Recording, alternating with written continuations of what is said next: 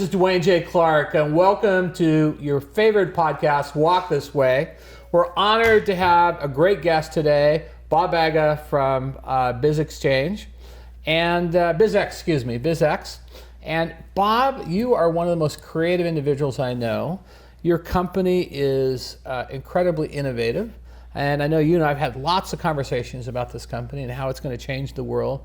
But before we get into that, I want you to tell me a little bit about where you grew up, what your household was like, what your dreams were, and so on. Yeah, well, thanks for having me, Dwayne. You bet. I was born in New Delhi, India. My parents, exported me to Canada along with themselves when I was a year old. Where at in Canada? Toronto. Okay. And then we grew up just north of Toronto. What was interesting growing up, though, every summer my parents would take me back to India to go see my grandparents and family and keep in touch. And I would be like, as I got older, I was like, why can't I go to Disneyland like all my other friends? Right.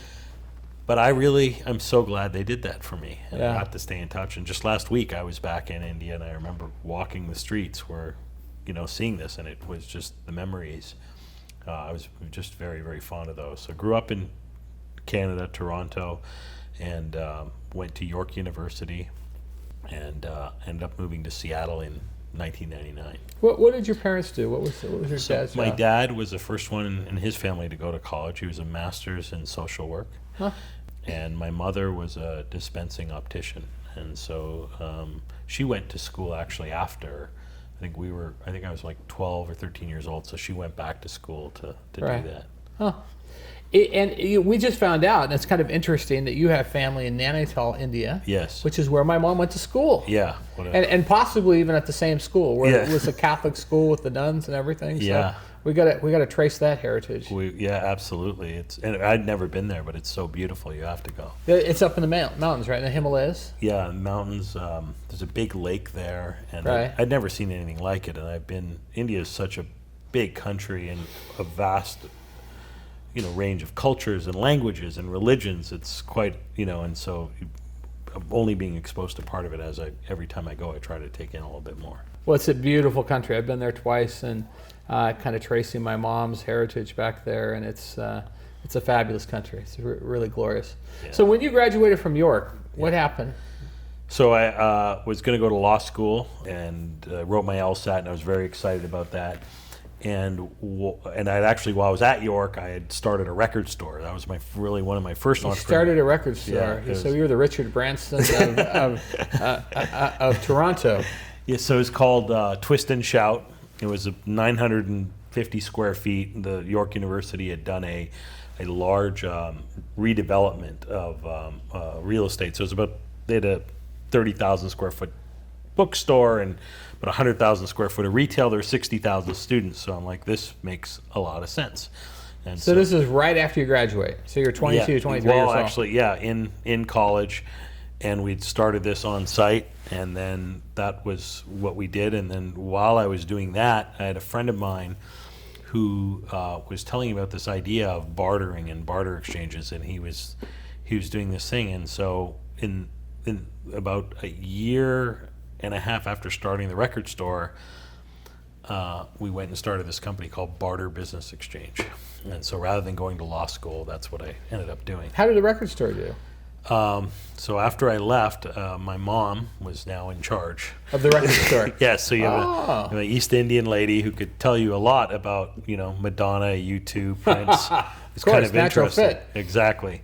And the record store, we ended up closing it down because then all of my focus went into this company called Barter Business Exchange, BBE, which we started. We borrowed $10,000, and we thought, hey, if we can get to 500 customers and build this little barter exchange, this is a cool little business. Well, we think we got lucky, and we did all the right things, and we built that up to about 5,000 businesses. So I just want to stop you because not a lot of people understand what barter exchange is, and so can you just take us back and tell us kind of what the underlying operating principles were and what you were trying to do and what the philosophy was? Well, the idea is, so if we look at barter, barter is the oldest form of trade or currency.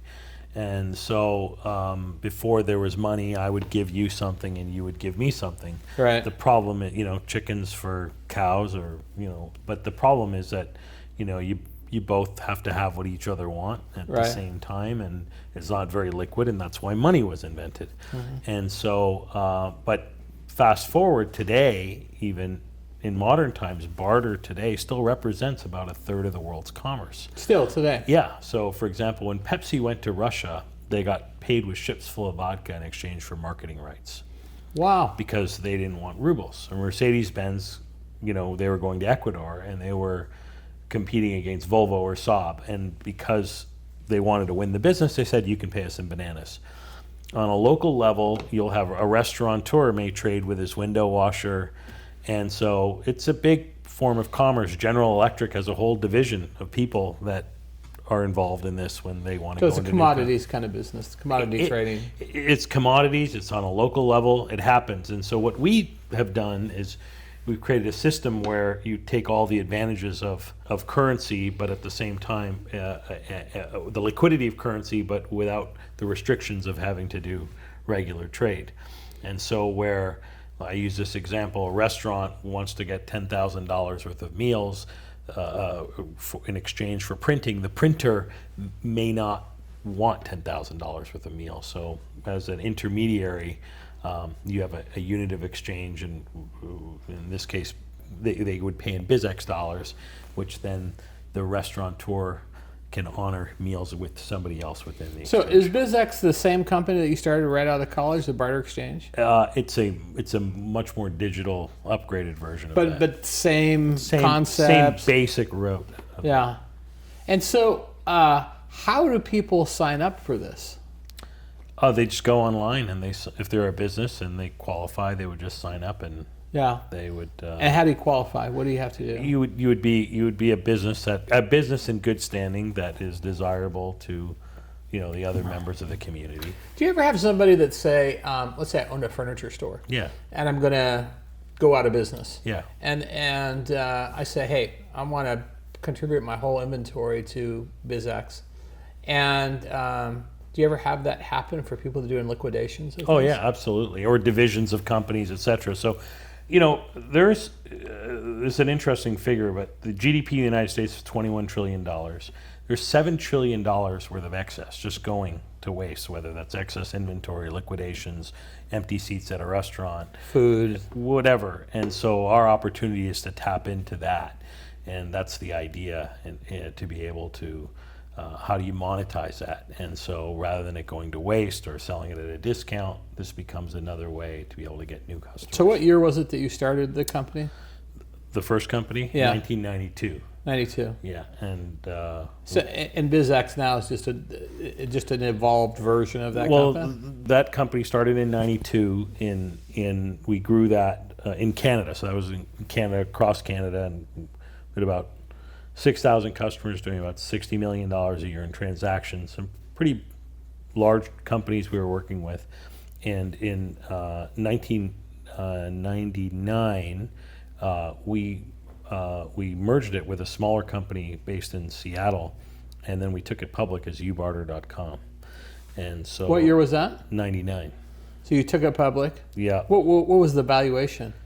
We took it public, and then we were acquired shortly after for $45 million in 2000. So by a local Seattle company by the name of Network Commerce, shopnow.com. And so that's how I ended up here. I came here for 6 months, and kind of got my taste of the first wave of the internet boom. And then when did you start BizX? So that was an interesting story. So I was in YEO, Young Entrepreneurs Organization. It was September 2001. October 2001. I was going to say September 2001. That was an interesting time. It was, but it relates back to that. And we were having my forum meeting in my office, or one of my forum mates' offices in downtown Kirkland, and everybody was freaking out about how bad business was because it was a month after the September 11th attacks. And I was, from my experience, I said, hey, one of the ways that you can save cash, you can be a little bit more efficient, is you could trade with one another. Yeah. And by the end of the meeting, my forum mates had said, well, you need to be doing this again. And so in January of 2002, on my couch in Belltown, we started BizX. Wow. And How many customers does it have now? about 7,000 7,000. Is that people or companies or businesses. Okay. Yeah, and primarily in West Coast, and then we have an overseas office in Dubai as well. So right after university, you were in the entrepreneurial spirit. Yeah. Where did that come from? I mean, it doesn't seem like your dad as a social worker has modeled that. He was actually. Really? How so? I would say I'll take it back to my grandfather. So we come from a family of timber merchants in India, teak wood. My father, I still remember, he was a social worker, but he had an import-export business from bringing in goods from India. He owned a number of convenience stores while he had a little real estate portfolio. So he always had other entrepreneurial things that he was doing. And do you attribute that? I mean, we talk a lot about the immigrant mentality. My mom was an immigrant from India as well. Is do you attribute that to the immigrant mentality about, hey, I've got to cover my bases and always have a backstop? And I think so. I think you look at the immigrant mentality. I think it's this mentality that we've got to work hard, and we've got to provide for our kids, and we've got to set an example. My father came to Canada in 1970, and all they were allowed to bring was $8 with them. Wow. That's what they were allowed, and I think he had a little extra stashed away or something, but that's what they were allowed to leave India with. And so I remember a story, him telling me that he had a job interview on Yonge Street. Yonge Street is the longest street in the world, and it was, I don't know, it's like 5,000 Yonge Street, and he thought it was close enough to walk, and he showed up and he was drenched, and so and you're right, that immigrant mentality is you felt that. But most immigrant families, they want their kids to be in the traditional professions, right? Yeah. Oh yeah. Be a doctor, a lawyer, an engineer. Did you feel that pressure growing up? Oh yeah. I think when I said, they go, what are you doing? Like, you're supposed to be a doctor, a lawyer, an accountant. And I don't think they, So you said, no, I'm going to be the head of Twist and Shout. That was kind of while I was going to school, and then law school, which looked promising, and they're like, what are you doing? And they kind of shook their head, and there were some tense times there in between. Were they supportive of your entrepreneur spirit? They did. My father was always very supportive of that, and I remembered as I grew older, and you can feel that support. They don't even have to say it; you can feel it. Right. And my father was very supportive of that. And going out there when I was 13 years old, interesting story. He encouraged. So we were going to our summer trip to India, and we were going to leave school a little early. So I wrote a letter to Indira Gandhi, the Prime Minister of India then, and said, look, I still had kept my Indian passport. I wasn't a Canadian citizen at the time. And I'd sent her a letter, handwritten letter in 7th grade, and said, I'm going to be in India. I'd love to meet you, love to talk to you, learn what's going on. Well, when I landed, there was a message waiting for me at my home in India. And I think it was Friday, August the 13th, I met with her, and we spent about 90 minutes together. Holy cow. And this was just before she died in October. Wow. So it was my father, I remember, who, we would talk about things. We would talk about politics, and I still remember the National with Knowlton Nash, and we would watch the news together every night, CBC, and read the newspaper. And I was a paper boy, and just, discussing world events, and why are interest rates at 18%, and what does that mean? And so having those conversations with my dad. So did that shape you into being the CEO you are today? 110%. I think it gave me a very, I think, a wide angle and a lot of breadth of knowledge, as well as who I am. I think you owe that to your parents. Mm-hmm. So what? You're in BizX now. What lessons did you learn from the first company that you just said, oh, if I'm going to start BizX, I know I'm not going to do those 3 things again? Yeah. Or what were the lessons learned there?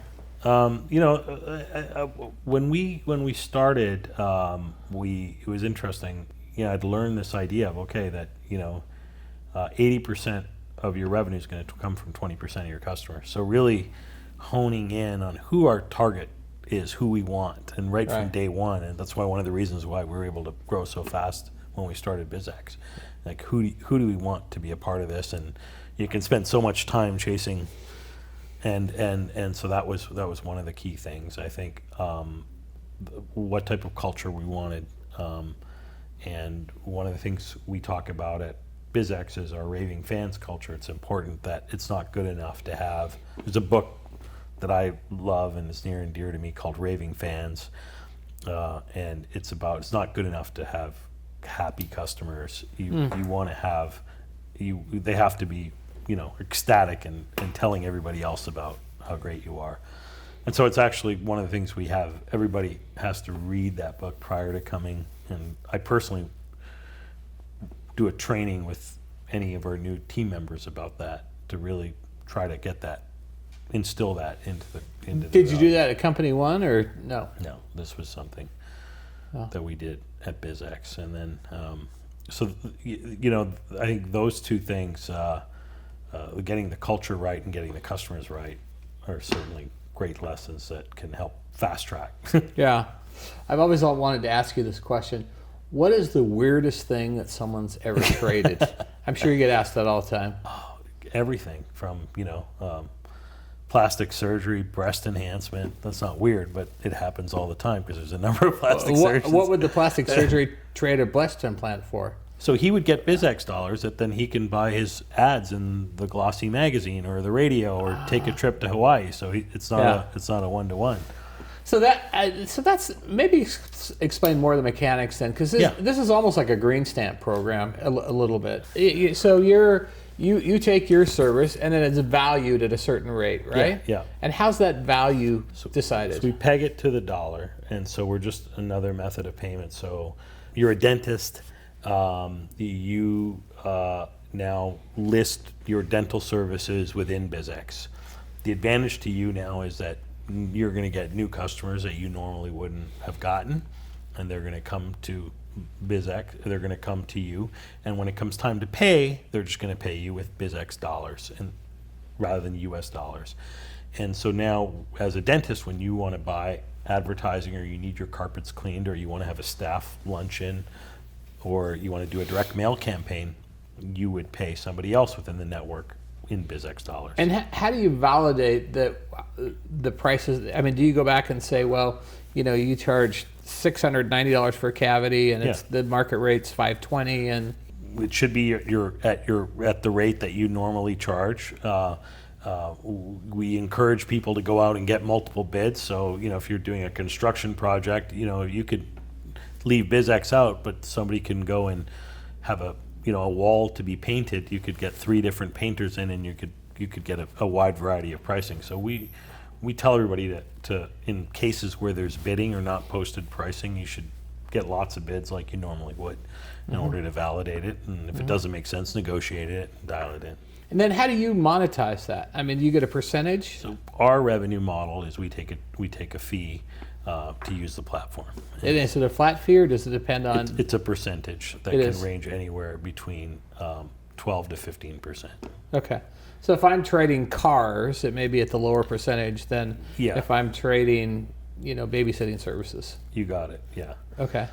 Different people have different margins, and people with bigger margins, it works even better for. And what's an example of something big that people would trade? Well, so I'll give you an example with some really cool things. So in Dubai, one of our customers is like Audi, Volkswagen, Porsche, and so they've probably traded $20-30 million worth of vehicles over a few years, which then they have used to turn into advertising dollars.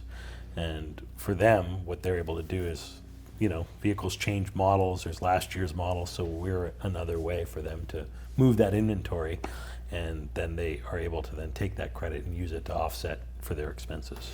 And do BizX dollars, I'm just trying to think from an accounting standpoint, do they have a balance sheet equivalent? So if I don't know what the GAAP treatment is on BizX dollars, but can you list it on your balance sheet? 100%, At 100% value? Yeah, so you get a 1099 at the end of the year. So in 1982, Congress passed an act saying what we do is legal, TEFRA Act. I think Ronald Reagan signed it in.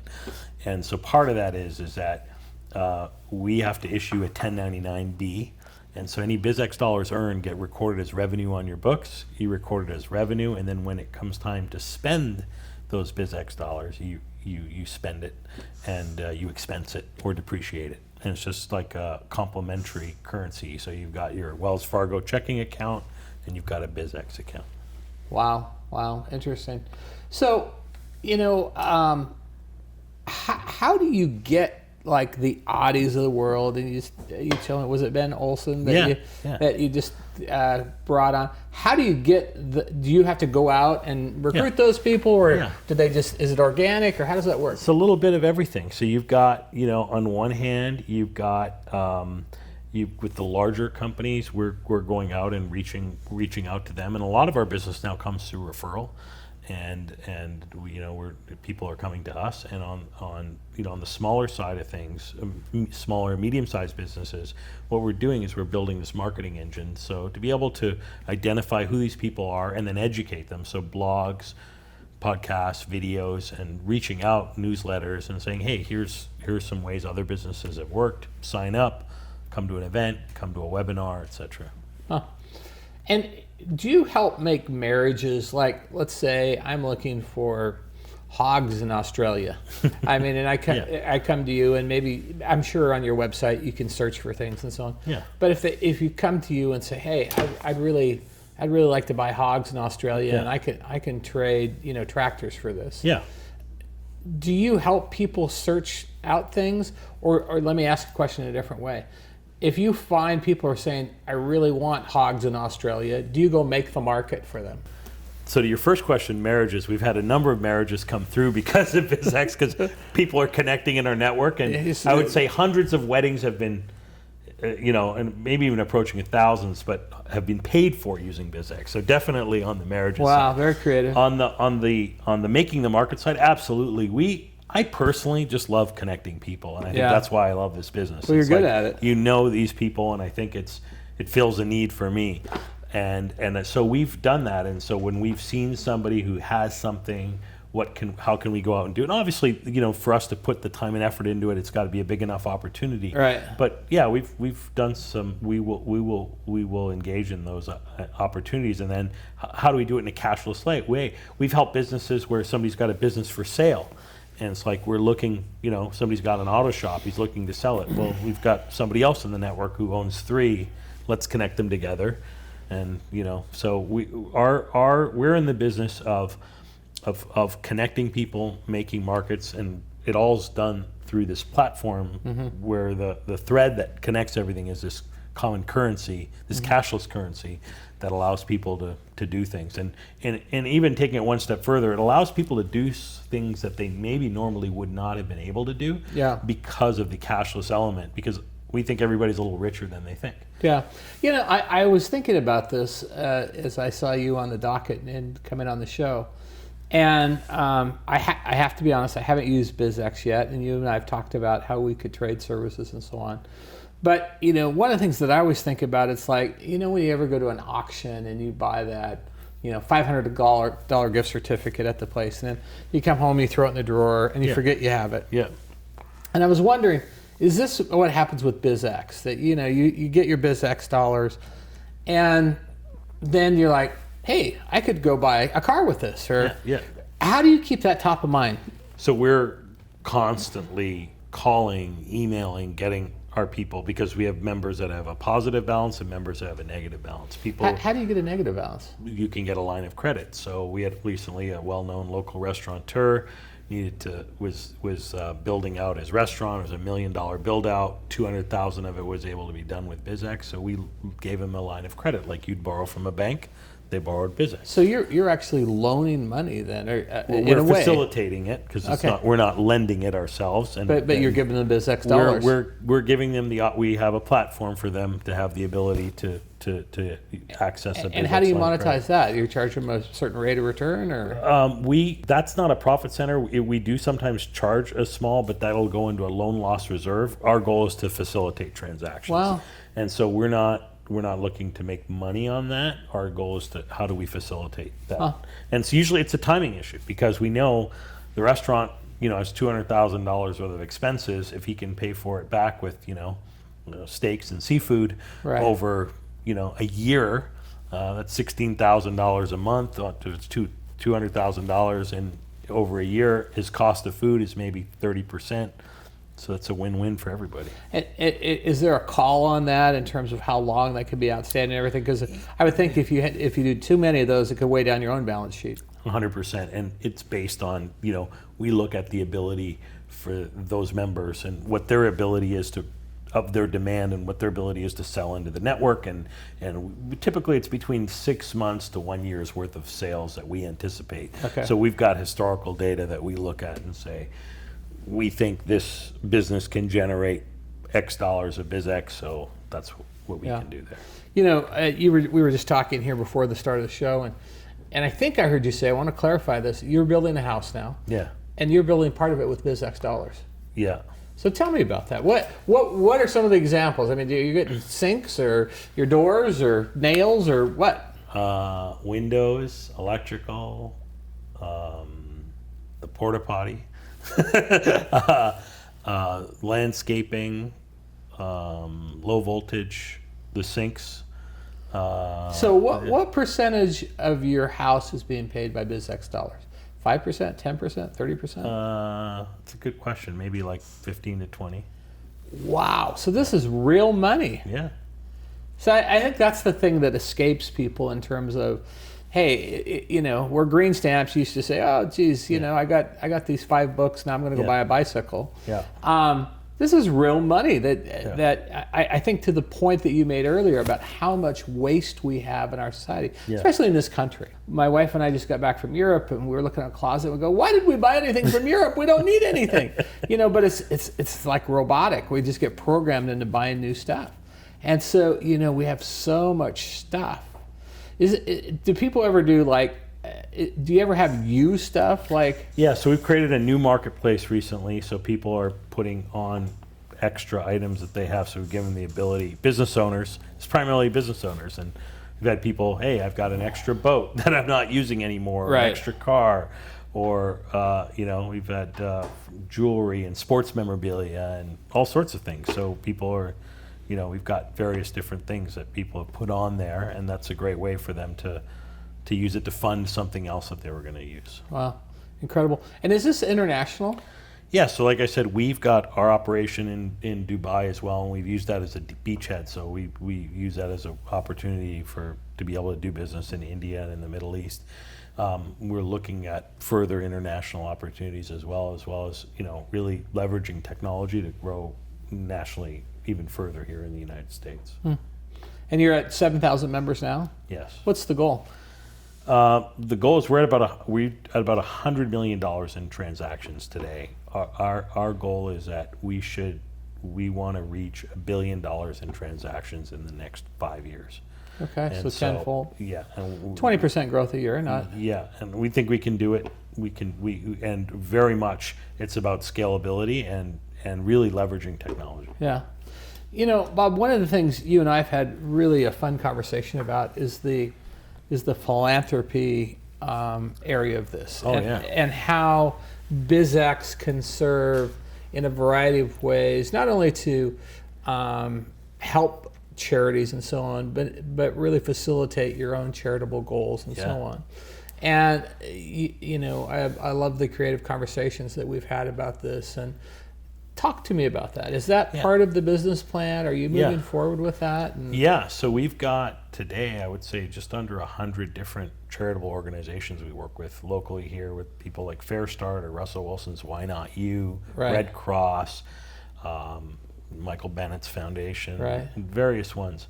And one of the things that we enable these businesses now to do is that they can give more to these charities with BizX dollars. That charitable organizations can use BizX dollars to offset. Because you're leveraging, right? Yeah, and they can offset their hard expenses. So, if you're a hotel owner and you've got 20% vacancy, all those rooms that are going empty, that's lost revenue. But if you can sell those with BizX, you can take some of those dollars. You're going to use them to offset your cash expenses, boost your cash flow. You can also take that same dollars and give it to a charitable organization, and it's just as good for the charity. That is just as good as cash coming in because it goes to offset a real expense. So, for listeners out there that say, "God, this is fascinating stuff," and really would like to get involved, what are the markets or segments or products or whatever that you're saying, God, we're really targeting this. We'd like more of this. So, anything with perishable inventory always does very well because if they don't sell it today, it's gone tomorrow. And when I say perishable inventory, that's a seat at a baseball game like the Oakland A's or the San Francisco 49ers, a hotel, restaurants do very well, dentists, so healthcare, sports, hospitality and travel, construction services, business services. Like so you're just not talking about food when you're talking about perishable items. Oh yeah, something that's date stamped that's going to expire. Well, if you're a lawyer and you've got 8 hours that you can sell today, right? And you've only got 3 appointments on the books. Wow. There's 3 hours that are gone to waste. Yeah.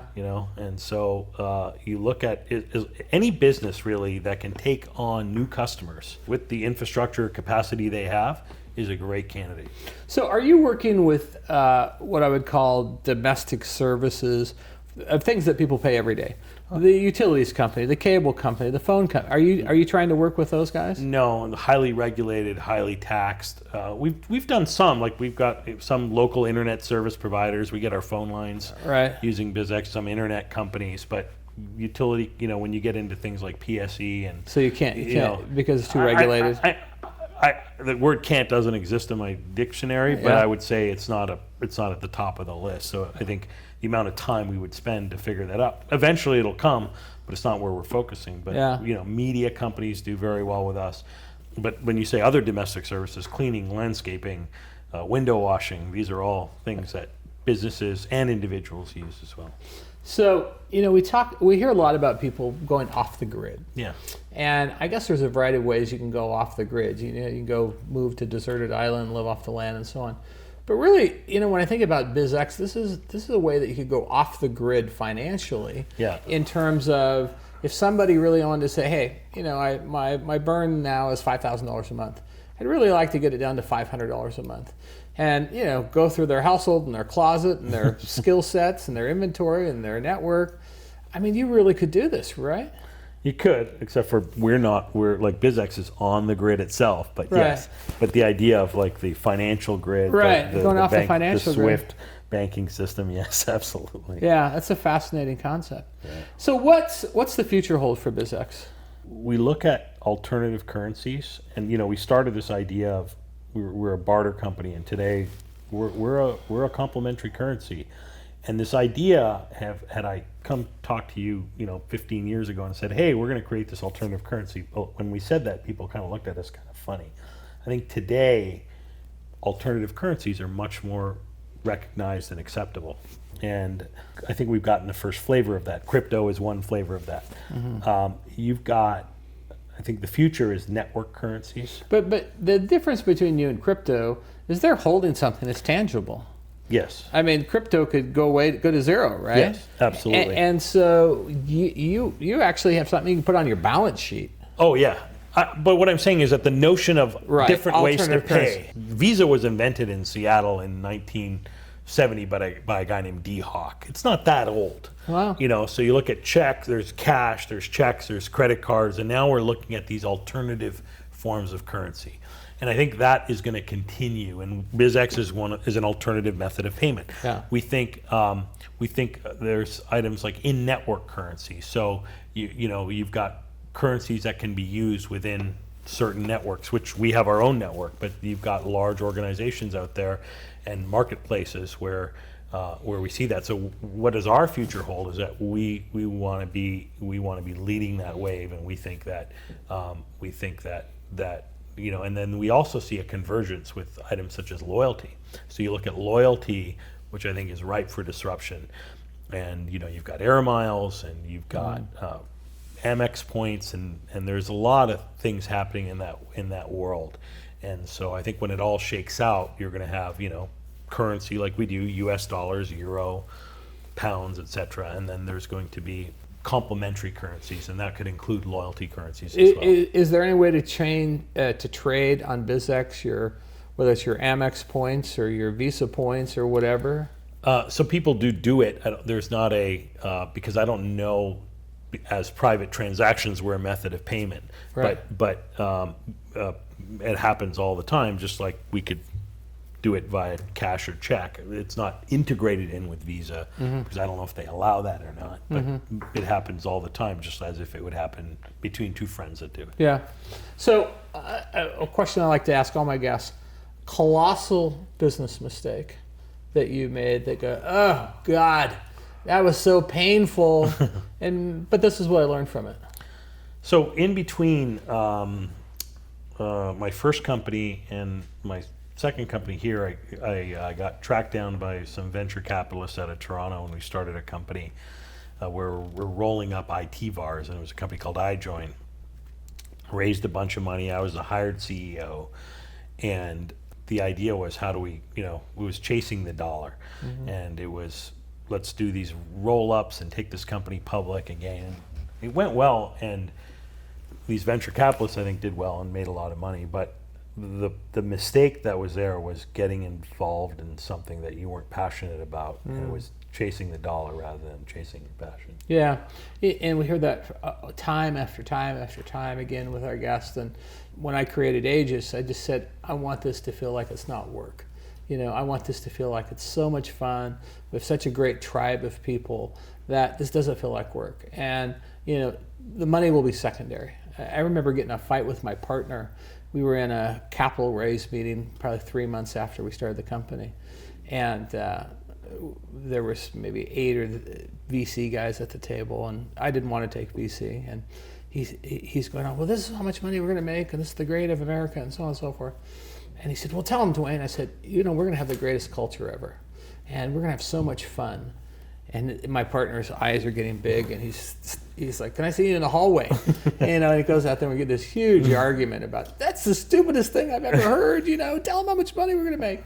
But really, I think the lesson for our listeners is the fact that, if you're not passionate about something, you're not having fun about something, you don't feel like, hey, this is a great family, the money will come, because those are the building blocks that you have to make things successful. And that's what people don't realize. They go after the money too quickly. Yeah. Let's chase that money, and sometimes you never catch it because you got the wrong chemistry, wrong team, wrong culture. It's like Buffett says, you want to be tap dancing into work every day. Exactly. So, last question for you. What's the one business that you've always wanted to create and said, oh, this is my dream, this is something I want to do, that you've not done yet? That's a good question. I've had a bunch of different ideas along the way. I've always wanted to have a restaurant, a bar. Yeah. You're a glutton for punishment, my friend. I know. High failure rate. I've done that, been there. I know. But I think, what's the one business? There's just so many, and I see so many businesses, and we get so many ideas. And I would say it's the business that I can run in shorts and flip flops every day. That's Good. The business that I want to run. So it's a beach bar, is what you're saying. Exactly. And I think that's the one that I can't wait, because I love people. Right. I love talking to people, connecting people, and I want to, if I was to we actually had a forum exercise we did a while ago. What's your life look like? And paint a picture. And in mine it was like I'm doing something, but it's in shorts and flip flops, and that's the business that I run. There you go. I can see it now. Big Bob Bagga's Beach Bar. There you go. Well, Bob, it's been a pleasure. Thank you so Listeners, much. Look for BizX. It's a phenomenal concept, phenomenal company. You may be able to save yourself zillions of dollars by going on it, and you'll help the planet a little bit by getting rid of waste. So thanks, Bob. You've been a great guest. Thank you for having me. All right, bud. Thanks so much. Hi, guys. It's Dewayne J Clark from Walk This Way. Wasn't that a great interview with Bob Bagga at BizX? Really, really good interview. But some things I want to point out. Some things that I think are critically important as entrepreneurs, as budding CEOs, that you should learn from this. One of them is Bob really zeroed in on a big problem. If you're going to have a successful company, a company that kind of differentiates yourself from others, you have to really identify a problem and how to solve it. What Bob did was he looked at the problem of waste. How many things go unused, whether it's tickets or furniture or Xerox copies or whatever, and he marshaled all those together and say, why do we have this billions and billions of dollars of waste? Why don't we just exchange things? Why don't we circumvent currency and trade things? That is a big problem. So one of the things I just want to emphasize for you guys is sometimes you have to look at some of the biggest issues in our society. Could be homelessness, could be the environment, could be the opioid crisis. What are some of the biggest socially worthy issues in our current culture, our current climate, and how could you turn those into a business? That's where you have to put your thinking cap on as an entrepreneur and say, how do I turn this into something that could be a really sustainable business and get people behind me? You know, on this issue of raving fans, there's kind of two schools of thought. I remember coming up through the ranks, I used to love to read about Jack Welch of GE. I love reading about Steve Jobs of Apple. And now you have Jack Ma. You know, these guys are not really looked upon by their employees, even Jeff Bezos, as being the most benevolent, loving employee delighter. Let me just say that.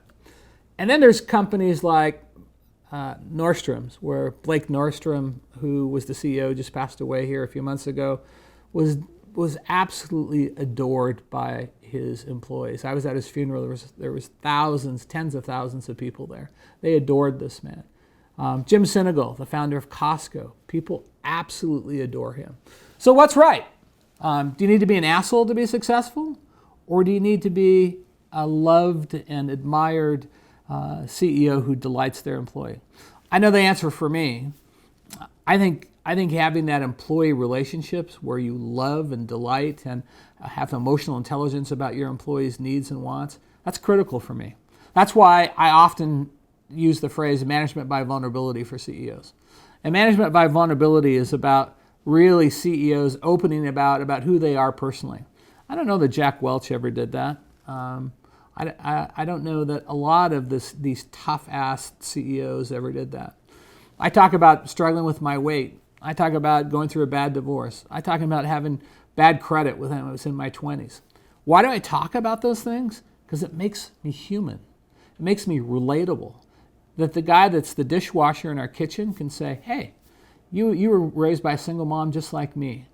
And so the more relatable I think CEOs are to their employees, the more admired you'll be and the more your employees will want to work for you. So it's my job to delight those employees, but also to relate to them.